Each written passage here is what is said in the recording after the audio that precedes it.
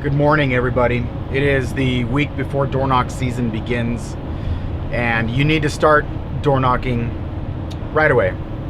There's no more negotiating. This is the time, this is the place, this is the moment. Now, the reason I say start door knocking now versus door knocking in a week from now is because you need to actually build yourself up to the capability of standing on your feet and walking for hours at a time.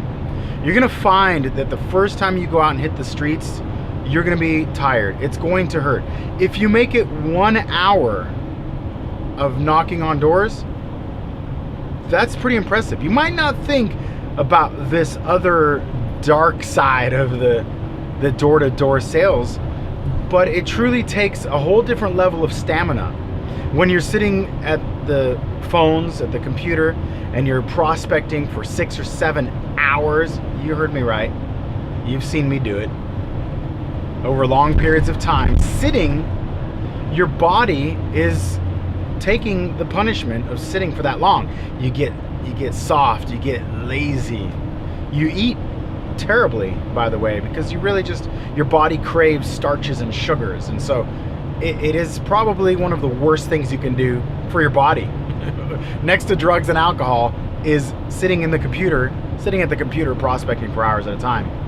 On the flip side is door knocking. If you're going out door knocking, you're getting your cardio, you're getting your muscle training, but what you need to do, and I've mentioned it before, is to be ready for door knocking like an exercise routine.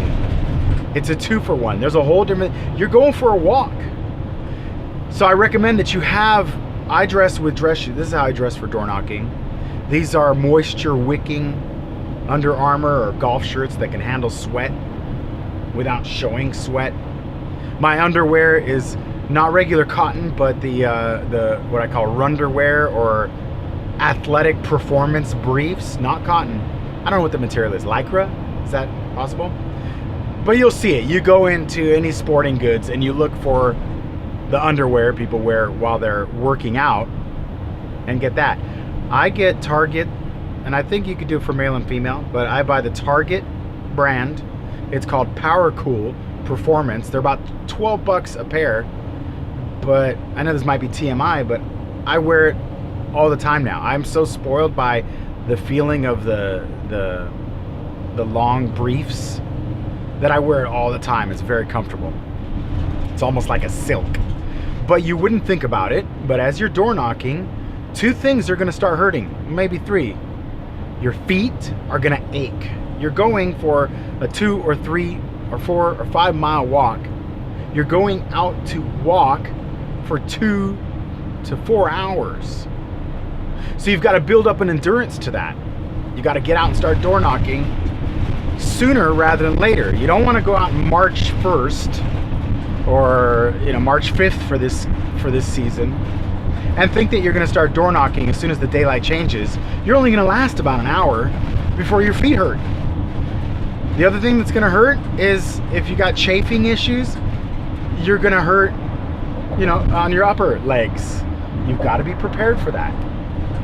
Women with bras, I'm sure, again, it's stupid, right? You're like, this is TMI. But it's true. If you go to the gym and you say, I'm going to go to the gym and I'm going to be on the treadmill at a 3 to 4 mile an hour pace and I'm going to do 4 miles, it would take you at a walking pace about an hour and a half, depending on your pace, to get through that distance. You would not go in there, honestly, you wouldn't want to. You wouldn't want to go in there with cotton socks and dress shoes and cotton underwear and a dress shirt. You'd want to be as comfortable as possible. Under Armour, Nike. You would go there with sweats, but you can't door knock with your sweats. So what can you do? You get dressed for it. You have your undershell, your underwear, your socks. I can pull off dress socks, and I have shoes that I bought at the walking store. But to be honest, if you just wear like black sneakers that look like dress shoes, Don't go out in Chuck Taylor's jeans and a t-shirt. It doesn't work that way. There's a certain threshold of professionalism that you can accidentally cross, and you can see I'm readily identifiable. Boom, I got my shirts embroidered. So this shirt, for example, cost 40, 50 bucks for the shirt. You find a decent embroiderer, you can add this for about 10, 15, $20. So you have a $100 shirt, but it's nice and clean. It resists sweat, and you can wear, I got 5, 6, 7 of these, so I can go out and door knock daily. This year, this door knock season, I'm gonna hit the doors, man, I'm gonna break records, let's put it that way.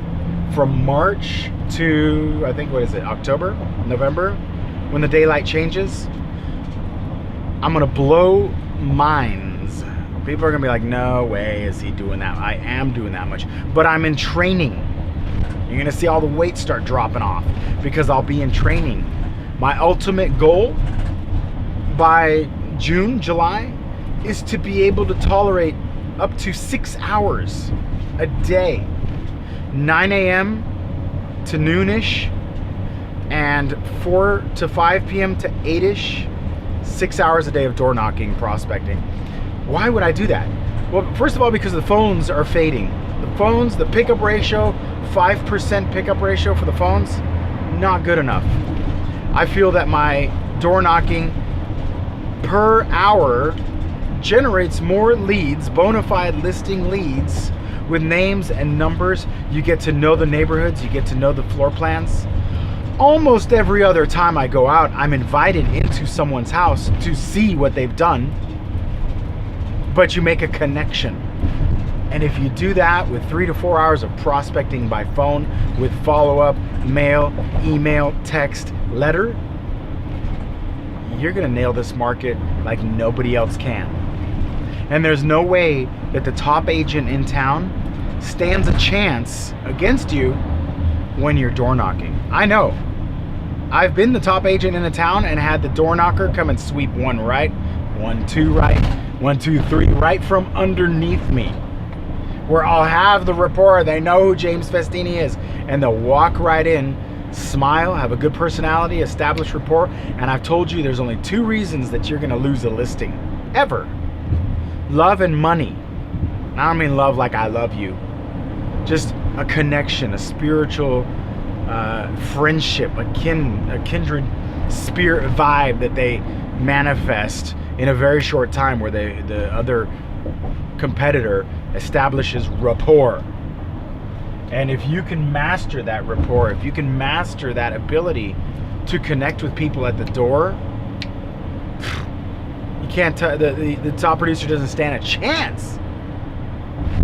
So what are you going to do this season? Are you going to go out and hit the doors? Are you going to go out and start knocking and hone your craft? Don't be reluctant. Don't be hesitant. Don't be fearful. You are going to come across a couple nut jobs. You are going to come across a couple of dogs that may, viciously want to eat you. The only thing keeping you from being eaten alive is that fence. Be prepared. Be safe. If you feel a little intimidated, if your laws allow it, your state's laws allow it, carry pepper spray. I do. I have a little palm-held pepper spray that I take with me to the door. I'd rather deal with being sued by a homeowner for pepper spraying their dog than being sued by a homeowner when I violently kick the dog off of me as it's attacking. Which one is it? You're not trespassing. If it says no trespassing, comply with the laws. If it says no soliciting, do not knock on the door. All right, just so think about it. It's a very simple technique. It's the oldest sales method in the book. Jesus did it. All the greats have done it. They go door to door. They knock on the door. They ask a simple question politely. When they're asked to go away, you mark it. Use apps like Spodio to maintain a log of your knockings, your efforts. Maybe gamify it. Let's do a challenge if you guys want to do that. Of course, Spodio is always encouraging us to step it up. But I wouldn't be surprised if I can convince them to gamify this thing. Let's step it up and see if we can have a challenge this door knock season the minute it's ready, beginning of March, to go out and hit 4, 5, 6 hours. Try it 1 hour. Go out 1 hour. If it doesn't hurt, go out 2 hours. If it doesn't hurt physically, go out 3 hours. If it doesn't hurt, go out 4 hours. Go to the point where you're completely physically exhausted. Have a moment to prospect built in, because you're going to be exhausted. You're going to sit down. You're not going to want to move. Why not pick up the phones then? Perfect timing. That's why I'm saying 3 hours in the morning is probably about my threshold. I've noticed right at about 3 hours, my brain and my body, it's just, you give up. It's a race. It's a marathon. It's a slow, long distance that after a couple of hours, you just don't feel it anymore.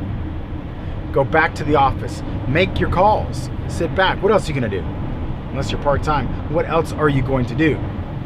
Go back to the office, do some prospecting, and as soon as you feel up to it, as soon as you see that second half, if you thought, oh man, I only got 1 hour, by the 1 hour it hurt, then prospect until 1 hour before sunset, get out and hit the doors again. 1 more hour. See how high you can build your endurance. But I'm telling you now, the results of door knocking, every time I go out and door knock, I just think to myself, why am I even calling on the phones? Why even bother? Door knocking is so much more effective. But you gotta mix it up. But to be honest, if I could door knock from 9 a.m. to 8 p.m., man, imagine the shape I'd be in. Wow. Imagine the connections though. Every time, here's my stats. In a regular residential area, population 100, 200,000, all you really need is 5,000 doors. I don't know, at the pace I'm gonna go, can I sweep the entire city? Can I challenge a citywide sweep on myself? But my numbers show that if I physically knock on 100 doors, any time of day, I've done the math, I've done the science, and I'll continue to publish it this season at jamesfestini.com/training.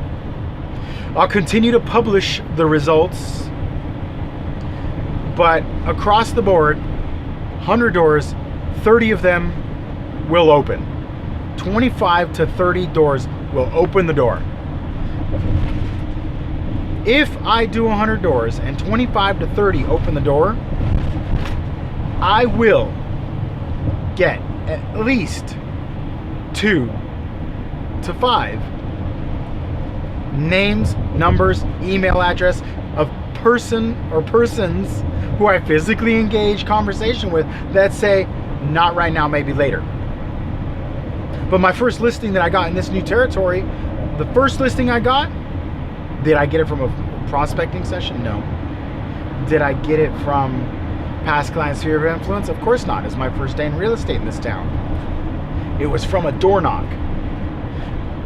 Granted, it took me about 3,000 doors prior to land it. It was a gentleman in his 70s, I think 80s, who said, actually, I am thinking of selling and I'm interviewing agents this week. Nailed it. Great. I'd love to. Long story short, I'm at the table signing contracts, and that yielded me a $20,000 paycheck. Yes, that's a lot of money, but if you think about the 3,000 doors prior, probably not much. But here's the magic in those 3,000 doors prior. I generated 100 to 150 names, numbers, and email addresses. Could you do that with Zillow? Could you do that with Trulia, Realtor.com? Facebook marketing? Well, maybe, but it wouldn't be at the cost of door knocking, because the price you pay for door knocking is free besides your materials. Which leads to the next question. What do you drop off? What do you leave? I personally think that you could just do it with business cards. That's all you need. Because whatever you leave there it's garbage. But if you want to spend money, if you want to shift your marketing dollars towards physical products, if you're spending Please observe the speed limit. if you're spending thousands of dollars on mailers or fly swatters, magnets, whatever it is you got going on, I do have one thing I deliver, and it is a notepad with a magnetic strip on the back for fridge mounting, which in this day and age, stainless steel makes that kind of history. Notepad, little notepad, a pen. Why would you give out a notepad without a pen? A pen, branded notepad, branded pen. Notepad has a little magnetic strip on the back, and my business card in there. Oh, and a little, what I do is I take a 8.5 by 11 sheet of paper, turn it sideways, chop it up by 3, slice it 3 times, 3 vertical, 3 up, with one side says the market's hot, other side says comps, recent comps, sold comps, little disclaimer.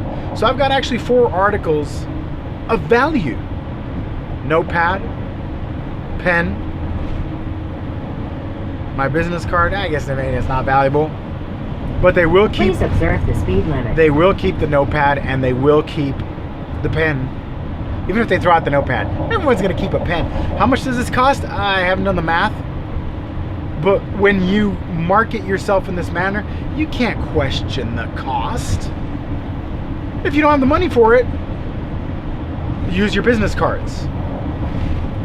But if I'm going to go to the door, I might as well leave something of value at the doorstep. If you're going, with the numbers that I do, with the amount of door-to-door prospecting that I do, I am a human postcard. I am a human mailer. Because where else are you going to deliver with analytics to justify the ROI of your door knocking? Where else are you going to have a system where you can spend, I don't know, I think I did the math, it's probably about 30 to 50 cents a piece. When you buy it in bulk, 30 to 50 cents a piece. But that's about the cost of business. So once a month, I don't know, I'll do the math. I'll report it back to you. But the cost of creating your door knocking piece, I've shown it in the previous podcasts and broadcasts, that I can produce door knocking marketing pieces, just the little just sold type of postcards, for $20 for 900. That's cheap enough, right? I can show you ways. I mean, that's why you hire me as a coach, because I can give you the kind of like that extra nudge you need to get out there, the extra, I don't quite get this, will you please explain? Buy my time. Otherwise, figure it out on your own, but figure it out as you're burning the calories. Let's get a challenge. I'm trying to think, how can I create a platform for us to register, I guess like a Fitbit or a Google Fit or a pedometer style quantified self athletic endurance contest that will give you guys the motivation and inspiration through gamification to get out and hit the streets. Anyhow, thanks for watching. Make sure that you share this. Make sure that you watch this more than once, because we've got to find it in ourselves not to be reluctant to be at the doors. Just stop this reluctancy and get out and hit the streets. I'll probably go right now. I've inspired myself. I'll go out right now, see how far I can take my body before it hurts. Come back, do my phone prospecting. Now I know I can handle an hour and a half. Go back, sit down, do my prospecting, massage my feet, have lunch. I always recommend maybe door knock right after eating. Oh, what a perfect way to do it, right? Go have yourself go have dinner. You shouldn't eat after 7 anyhow, so they say. But if you can have dinner right around 3, nice big meal that you know will hold you off, and go walk it off. Imagine the health benefits of walking off your meal. They say, the experts say you should do that anyhow. Why not have your meal, and go walk it off door knocking. Why would you not do that instead of go sit down and prospect? There's a pattern to this, man. Watch. February 2017, end of February. You see this face, this body fat? Watch by November how I whittle away into a wealthy realtor because you're going to make money, man. You're going to be able to do this. You're going to be able to get out there, and the quality of the leads is unsurpassed by any other. Well, one other thing could match the quality of this lead, and that is a referral. Referrals have always been the best leads, right? Being able to say, yeah, Joe Blow sent me, I want to sell my house. Dude, sign the contract now. You're done. 60-second presentation. You're walking out. They trust you. You get your commission. There's no doubt. Second to that is a face-to-face personal connection. And then from there, it whittles away into, internet leads and cold call leads. And then the final bottom is, the cold call out of the blue lead. But I think, in my opinion, the worst lead is an internet lead. If you could rank them pound for pound, those internet leads are garbage. And my wife the other day was showing me that I think it's Zillow or Trulia has a tool somewhere in their system, has a tool that tells you the cost per lead for a certain zip code. The cost per lead for a zip code. And it was in the hundreds. For one territory, she said $230. So if I told you, hey man, I'll give you as many leads as you want, $230. But ahead of time that I would go as far as to say maybe 10 of them are, 10 out of 100, 10% are actually leads. The rest are just garbage. Would you gamble on that? You'd be better off getting lotto scratchers, I think. Your odds of winning the equivalent of your commission are probably, honestly, better spent. You'd be better off spending money on scratchers. Think about that. Is it possible? I mean, think about it. You tell me down below in the comments. I'm going to go upstairs, go through a quick prospecting session live at Beast Mode Lead Gen. If you go and follow me there on Facebook, go to jamesfestini.com/training for everything. But I'm going to go in there. I'm going to hit my prospecting quick little session.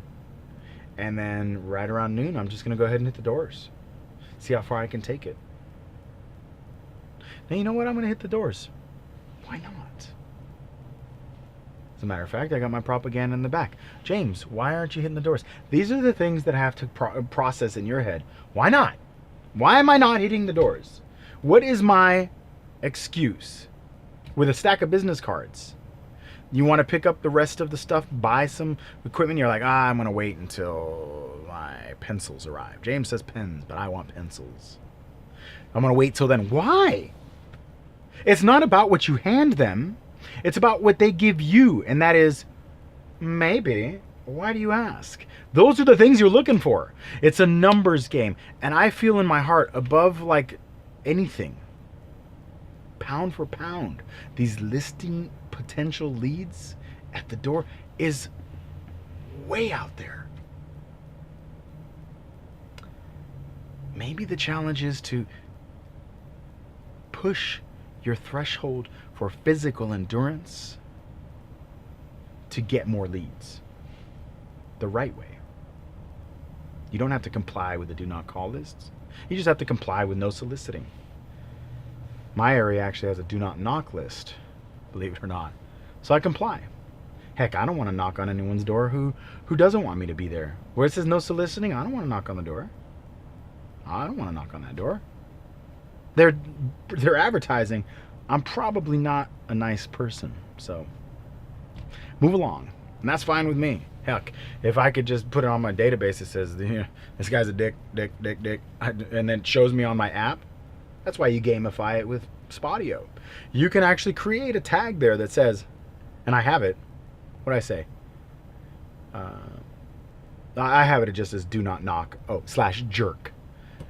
What a better way to find out who the jerks are in the neighborhood, so the next time you sweep around, you're like, I ain't going to that door. There's a door I know I'll never knock again. That gives me nightmares. He's so crazy. But look, that's what you got to do.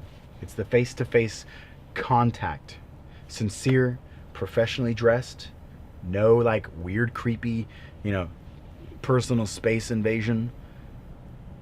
Polite, walk away. Deliver something valuable so that you're not totally, whatever. I deliver pens and notepads. That's not bad. Anyhow, thanks for watching. Thanks for sharing. I appreciate it. Let's get to work. Let's hit the streets.